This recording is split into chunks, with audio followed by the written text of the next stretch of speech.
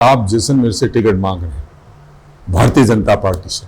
आपके बहुत करीबी रहे कर्नल मानवेंद्र सिंह, जो कभी भाजपा में थे और आप उनके समर्थक माने जाते थे, और वो कांग्रेस से टिकट मांग रहे हैं। ऐसी परिस्थिति बन जाए कि आप दोनों के आमने सामने होना पड़े तो क्या स्थिति रहेगी? आपको धर्म संकट में तो नहीं रहोगे? आमतौर से ये माना गया है कि राजनीतिक क्षेत्र में आने के बाद में राजनेता पैसा कमाने का जरिया समझ लेते हैं राजनीति को, और समाज सेवा कोसों दूर रह जाती है, और जनता ये सोचती है कि हमारे हित में काम करेंगे, जबकि वे गुटों में बढ़ जाते हैं, अपने चहितों में, कोटड़ी में बढ़ जाते हैं। तो राजनीतिक क्षेत्र में आप आके आपका क्या ऐसा सपना है कि जैसलमेर के विकास में, जैसलमेर के लिए मेरी ये छवि है कि मैं जैसलमेर को इस फ्रेम में देखना चाहता हूं, जैसलमेर का ये जो अधूरा विकास रहा है, इस अधूरे विकास को किस तरह से पूरा करूं? तो ये ऐसा कहा जा रहा है कि चुनाव आए इसलिए कर रहे हैं। 4 बरस गुजर गए, जब 4 बरस तक जैसलमेर की जनता त्रस्त थी, जब भाजपा कहां थी। एक बात है कि आपके बारे में ये भी धारणा है लोगों की कि आपके पास पैसा बहुत है, इसलिए आप चुनाव क्षेत्र में आकर पैसे के बल पे चुनाव जीत सकते हो। मतलब आपकी मंशा है पन्ना प्रमुख से विधायक तक का सफर आपको पूरा करना है। मतलब आपकी मानसिकता यह है कि मैं पन्ना प्रमुख को एक सामान्य कार्यकर्ता से, एक भारतीय जनता पार्टी ही ऐसा दल है जो सामान्य कार्यकर्ता से उसको ऊपर तक पहुंचाती है। तो आप पन्ना प्रमुख से एमएलए का सफर पूरा करना चाहते हैं। आपका राजनीति में आने का मानस कैसे बना कि आपको ऐसा लगा कि अभी अगर कहें तो आपकी 45 वर्ष उम्र है और आपने मानस बनाया कि मुझे राजनीति में जाना है? वो किस तरह से मानस बना? पारिवारिक पृष्ठभूमि आपकी राजनीति से रही है और राजनीति से पूरे जुड़े रहे। तो अब एक बात है कि जब से जैसलमेर की राजनीति में कई दावेदार थे, उसके बाद में आपने जिस तरह से आके एंट्री की और आपकी जिस तरह से एंट्री हुई जैसलमेर में, एक तरह से दिशा बदल गई कि पवन कुमार सिंह आए हैं, उनको टिकट मिलने की बहुत संभावना है। और टिकट को लेकर आप कितने आश्वस्त हैं? कोई धर्म संकट नहीं, अच्छा मुकाबला है। उन्होंने अपनी विचारधारा चेंज कर ली। जब वो कांग्रेस में चले गए तो हमारा मन नहीं माना, तो हम तो हमारी वापस सनातन मूल धारा में है, हमारी भाजपा से है, तो हम उनके पीछे तो नहीं गए और न जाएंगे। पहली बात तो मैं ये कहता हूं कि मैं किसी भी गुटबाजी, कोई भी लॉबिंग में विश्वास नहीं रखता हूं, और हमारा संगठन शुरू से ही इस विचारधारा का रहा है। कोई भी गुटबाजी, पहली बात तो मैं गुटबाजी में विश्वास भी नहीं करता और गुटबाजी की राजनीति को बढ़ावा देता हूं। नमस्कार, डेजर्ट स्टॉर्म से मैं विमल शर्मा। मैं तो अकेला चला था, लोग जुड़ते गए और कारवां बन गया। आज हम राजनीतिक चर्चा में एक ऐसे शख्स की बात करेंगे, उनसे बात करेंगे। वो शख्स है जिन्होंने अपने बाल काल से राष्ट्रीय स्वयंसेवक संघ की शाखाओं में गए हैं, वहां से उन्होंने संस्कार सीखे हैं, पूर्ण रूप से अपने आप को सनातनी मानते हैं। उनकी शिक्षा, हालांकि वो जैसलमेर जिले के सीडार गांव के रहने वाले हैं, मगर उनकी शिक्षा बाड़मेर में हुई। वो स्नातक तक बाड़मेर में रहे। अपने छात्र जीवन में वो एबीपी से जुड़े रहे। उसके बाद में जब वो पढ़ाई पूरी की तो निश्चित रूप से हर छात्र का, हर इंसान का, हर युवक का ये रहता है कि परिवार पालना है, इसके लिए कुछ न कुछ रोजगार करना पड़ेगा। उस रोजगार के लिए वे गुजरात गए। गुजरात में उन्होंने व्यापार शुरू किया, कोयले का व्यापार शुरू किया, ट्रांसपोर्टेशन का कार्य किया।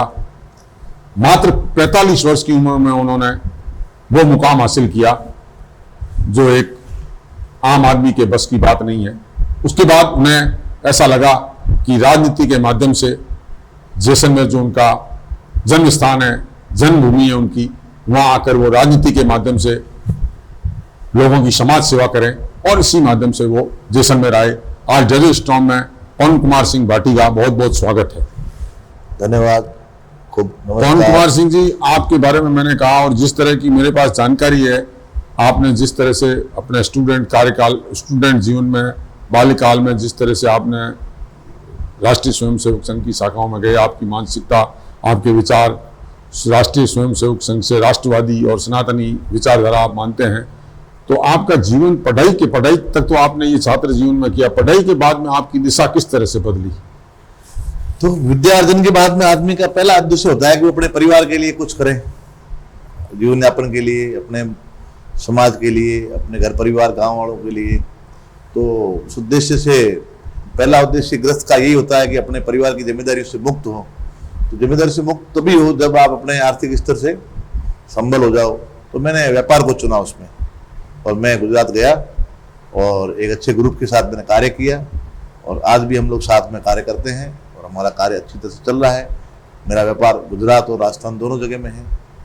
किस तरह का व्यापार है आपका? मैं वैसे मूलतः कोयला व्यापारी हूँ, कोयला बेचता हूँ। छोटी छोटी कंपनियां हैं जो MSME में आती है, उनको हम कोयला, बड़े व्यापारी से कोयला खरीदते हैं, उनको बेचते हैं। बाड़मेर में जो लिग्नाइट निकलता है, राजस्थान गवर्नमेंट की 2 माइंस हैं, वहाँ भी मैं वेंडर हूँ और वहाँ से मैं कोयला खरीदता हूँ, और छोटे छोटे ईंट भट्टे वगैरह ऐसे व्यापारी वगैरह उनको सप्लाई करता हूँ। एज ए जो सिरेमिक इंडस्ट्रीज हैं, कपड़ा इंडस्ट्रीज है, उसमें अपना काम चलता है। अपने खुद का ट्रांसपोर्ट का हमारा खुद का व्यवसाय है, उस माध्यम से सही और सुचारू रूप से माल पहुंचाना हमारा मेन उद्देश्य होता है, और हम पहुंचाते हैं।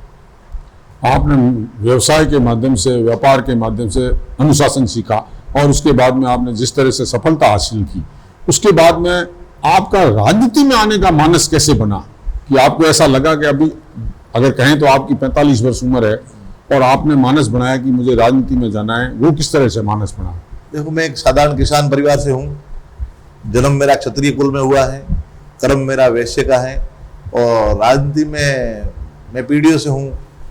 मेरा परिवार गांव की राजनीति करता है। वर्तमान में मेरी छोटी बहू सरपंच है, इससे पहले मेरे चाची जी सरपंच थी, मेरे ताऊ जी इलेक्शन का पूरा संभालते थे, अब वो बुजुर्ग हो गए हैं, तो वो बागडोर हमारे पास शुरू से रही है घर में, गांव के प्रतिनिधित्व की, जिले में। और जब भी चुनाव आए हैं तो मैंने चुनाव में सक्रिय भूमिका निभाई है, और उसके बाद मैं वापस अपने व्यापार में चला गया। मूलतः आप ये कह सकते हो मैं सक्रिय रूप से अभी राजनीति में आया हूँ। पारिवारिक पृष्ठभूमि आपकी राजनीति से रही है और राजनीति से पूरे जुड़े रहे। तो अब एक बात है कि जब से जैसलमेर की राजनीति में कई दावेदार थे, उसके बाद में आपने जिस तरह से आके एंट्री की, और आपकी जिस तरह से एंट्री हुई जैसलमेर में, एक तरह से दिशा बदल गई कि पवन कुमार सिंह आए हैं, उनको टिकट मिलने की बहुत संभावना है, और टिकट को लेकर आप कितने आश्वस्त हैं? देखो, मैं एक बीजेपी का कार्यकर्ता हूँ, और मूलतः मैं मेरे गांव का पन्ना प्रमुख हूँ, जो हमारे भाजपा की सबसे छोटी इकाई होती है और सबसे संगठन उसको बड़ा महत्व देता है। और मैं एक अच्छे और सक्रिय कार्यकर्ता रूप में कार्य कर रहा हूँ। जिला संगठन, प्रदेश नेतृत्व, केंद्रीय नेतृत्व मुझे योग्य समझेगा, जिम्मेदारी देगा, तो मैं चुनाव लड़ूंगा। मतलब आपकी मंशा है पन्ना प्रमुख से विधायक तक का सफर आपको पूरा करना है। मतलब आपकी मानसिकता यह है कि मैं पन्ना प्रमुख को एक सामान्य कार्यकर्ता से, एक भारतीय जनता पार्टी ही ऐसा दल है जो सामान्य कार्यकर्ता से उसको ऊपर तक पहुंचाती है, तो आप पन्ना प्रमुख से MLA का सफर पूरा करना चाहते हैं। देखो, ये तो भारतीय जनता पार्टी की विचारधारा है जो परिवारवाद को कभी बढ़ावा नहीं देती, और हर समाज, हर जाति वर्ग, हर धर्म के लोग भारतीय जनता पार्टी से जुड़े हुए हैं, और सही मायने में लोकतांत्रिक पार्टी आज विश्व की सबसे बड़ी पार्टी है, और भारतीय जनता पार्टी है जो मूलतः हम लोग जनसंघ से जुड़े हुए हैं, पारिवारिक पृष्ठभूमि से, तो हमारी पार्टी यही है, और उसके लिए निष्ठावान कार्यकर्ता के रूप में कार्य कर रहा हूँ। और योग्य समझेगी पार्टी, जैसलमेर का जनमानस योग्य समझेगा, तो मुझे टिकट जरूर मिलेगी। राजनीतिक क्षेत्र में आपका आदर्श किसे मानते हैं? मैं आदरणीय नरेंद्र मोदी जी भाई साहब को मानता हूं, जो हमारे देश के यशस्वी और विश्व के सबसे लोकप्रिय नेता है। ये तो आपके आदर्श हुए, मगर राजनीतिक क्षेत्र में ये कहा जाता है कि राजनीतिक क्षेत्र में अगर आपका गॉडफादर नहीं है तो आप राजनीतिक क्षेत्र में आगे नहीं बढ़ पाते। तो राजनीतिक क्षेत्र में आप अपना किसको गॉडफादर मानते हैं? मैं तो हमारे आराध्य देव लक्ष्मीनाथ जी को मेरा गॉडफादर मानता हूँ, जिन्होंने गीता लिखी है, तो सबसे बड़े राजनीति के इस धरती पे वही हुए। इतने बड़े राजनेता को आप अगर अपना गॉड फादर मानते हैं तो निश्चित रूप से आपको सफलता मिलेगी।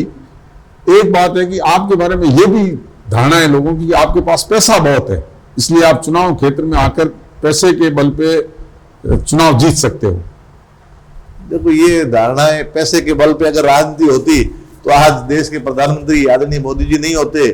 देश के मुख्यमंत्री जो कई बड़े, हमारे मनोहर लाल जी खट्टर जो एक साधारण कार्यकर्ता है, शिवराज सिंह चौहान साधारण कार्यकर्ता, और एक आम आदमी भाजपा में ही बड़े पद पे जा सकता है, ये पैसे के बल पे नहीं जा सकता। एक है कि आप जैसलमेर से टिकट मांग रहे हैं भारतीय जनता पार्टी से, आपके बहुत करीबी रहे कर्नल मानवेंद्र सिंह जो कभी भाजपा में थे और आप उनके समर्थक माने जाते थे, और वो कांग्रेस से टिकट मांग रहे हैं, ऐसी परिस्थिति बन जाए कि आप दोनों के आमने सामने होना पड़े तो क्या स्थिति रहेगी? आपको धर्म संकट में तो नहीं रहोगे आप? कोई धर्म संकट नहीं, अच्छा मुकाबला है। उन्होंने अपनी विचारधारा चेंज कर ली। जब वो कांग्रेस में चले गए तो हमारा मन नहीं माना, तो हम तो हमारी वापस सनातन मूल धारा में है, हमारी भाजपा से है, तो हम उनके पीछे तो नहीं गए और न जाएंगे।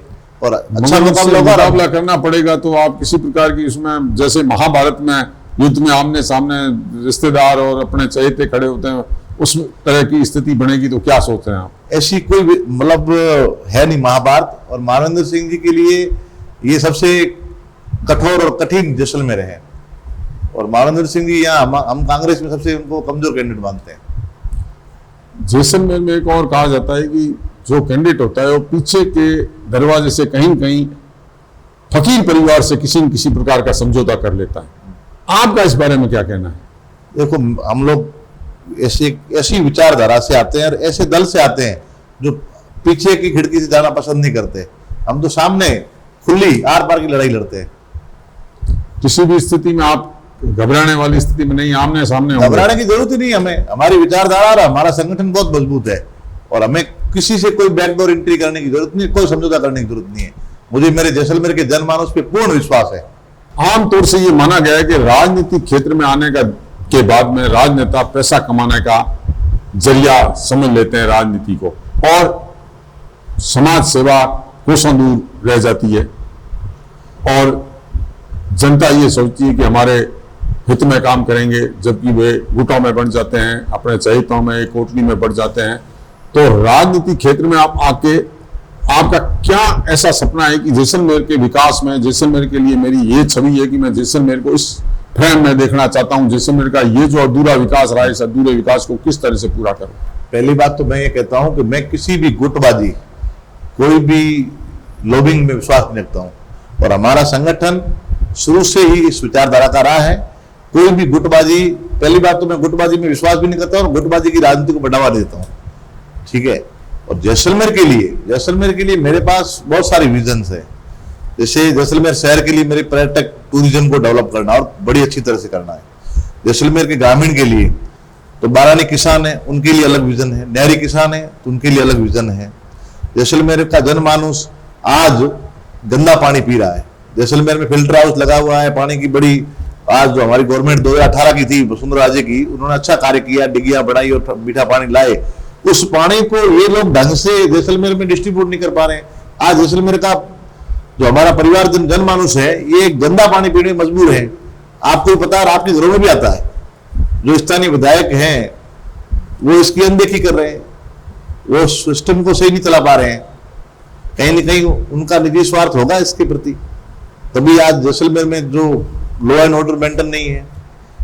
जैसलमेर में नगरपालिका एक भ्रष्ट पालिका बनी हुई है, जनमानुस परेशान है। बिजली तो जैसलमेर की सबसे बड़ी समस्या है। ऐसे बहुत सारे हैं। आपको ये नहीं लगता कि अब तक जिस तरह के कांग्रेस की कार्य प्रणाली रही है उतना विरोध जैसलमेर में नहीं हो पाया? आपने कहा भ्रष्टाचार की भ्रष्ट पालिका भ्रष्ट बन चुकी है, मगर आज तक भी कांग्रेस भाजपा के 20 विधायक 20 पार्षद होने के बावजूद में आज तक कभी कोई आंदोलन नहीं हुआ, किसी प्रकार की कोई नहीं हुई।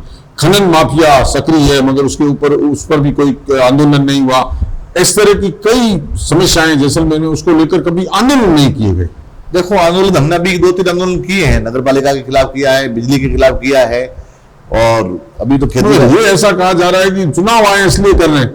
4 बरस गुजर गए जब 50 बरस तक जैसलमेर की जनता त्रस्त थी, जब भाजपा कहां थी? भाजपा अपने स्तर पे कर रही थी और इन्होंने लोगों को दबा रखा था। कांग्रेस में लोगों को दबाने की बड़ी प्रवृत्ति है।